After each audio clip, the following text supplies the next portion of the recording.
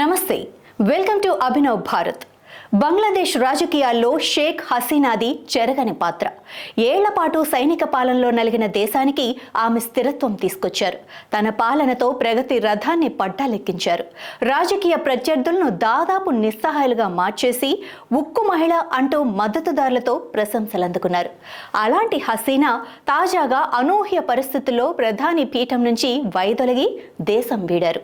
బంగ్లాదేశ్ వ్యవస్థాపకుడు షేక్ ముజిబుర్ రెహమాన్ కుమార్తె హసీనా 1947 సెప్టెంబర్లో ఆమె జన్మించారు. 1960ల చివర్లో ఢాకా విశ్వవిద్యాలయంలో చదువుతున్నప్పటి నుంచి రాజకీయాల్లో క్రియాశీలకంగా పనిచేయటం ప్రారంభించారు.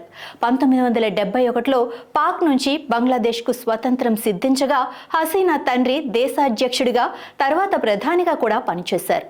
1975 ఆగస్టులో ముజిబుర్, ఆయన భార్య, ముగ్గురు కుమారులు వారి ఇంట్లోనే మిలిటరీ అధికారుల చేతుల్లో దారుణ హత్యకు గురయ్యారు.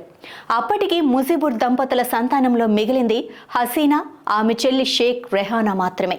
తమ ఇంట్లో హత్యాకాండ చోటు చేసుకున్న రోజు విదేశాల్లో ఉండటంతో వారిద్దరూ ప్రాణాలు దక్కించుకోగలిగారు.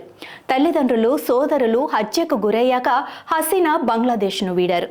6 ఏళ్ల పాటు భారత్లో ప్రవాస జీవితం గడిపారు.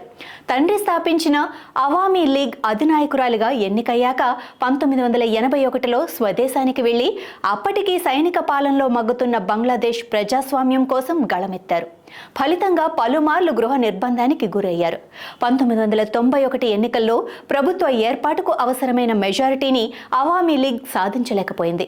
1996 ఎన్నికల్లో అవామీ లీగ్ విజయంతో హసీనా తొలిసారి ప్రధాని పీఠమెక్కగా 5 ఏళ్లు తిరిగేసరికి పదవి కోల్పోయారు. అయితే 2008 ఎన్నికల్లో అఖండ మెజారిటీతో తిరిగి అధికారం దక్కించుకున్న హసీనాకు ఆ తర్వాత తిరిగే లేకుండా పోయింది. అప్పటి నుంచి దేశంలో ఆమెదే అప్రతిహత పాలన.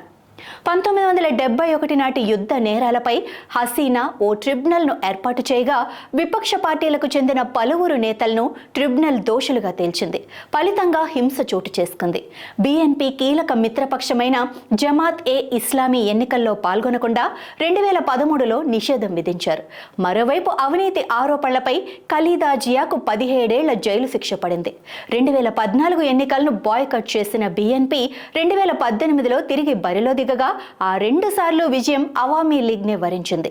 ఈ ఏడాది జనవరిలో జరిగిన ఎన్నికల్లో బీఎన్పీ, దాని మిత్రపక్షాలు ఎన్నికలను బాయ్కట్ చేయడంతో హసీనా వరుసగా 4వ మొత్తంగా 5వ ప్రధానిగా బాధ్యతలు చేపట్టారు. హసీనాపై విమర్శలు తక్కువేం కాదు. రాజకీయ ప్రత్యర్థులు ఆమెను నియంతగా అభివర్ణిస్తూ ఉంటారు.